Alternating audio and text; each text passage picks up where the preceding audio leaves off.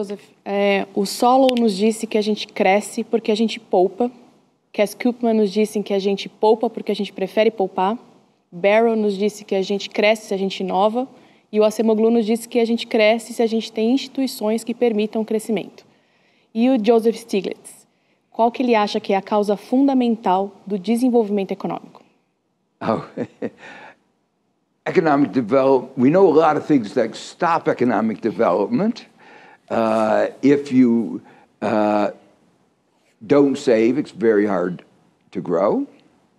If you have bad institutions, if you don't have reasonable trust in government, rules of law, you don't grow. If you don't have entrepreneurship and innovation, you don't grow. But in your list, I would also say, if you don't have good government and trust in government, government, I mentioned, is very important in innovation in universities. Why is America one of the strongest economies? Why is Silicon Valley where Silicon Valley is? Silicon Valley is where Silicon Valley is because of Stanford and Berkeley. Why are Stanford and Berkeley so strong? Because they've received a lot of grants on research from the federal government. And none of these institutions are for-profit institutions. They're either foundations or state, like University of California at Berkeley. So you need to have a balance of institutions. To me, achieving that kind of balance is difficult. Most countries have not achieved it. There's been a lot of learning. For emerging markets, the best example is what happened in East Asia.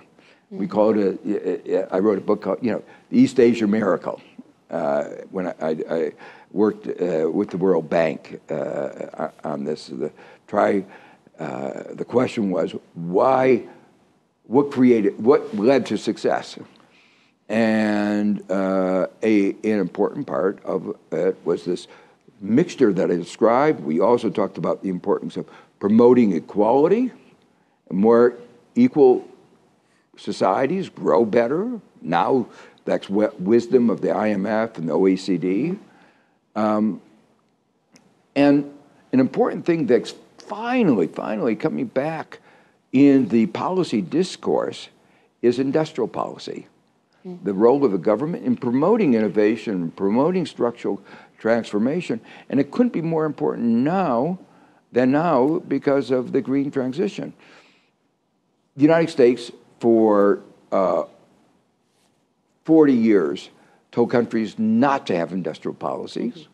Until this year, it had the most massive industrial policy of its own that any country has ever had. So industrial policy is back, and I think that's a great thing for countries like Brazil. Certo.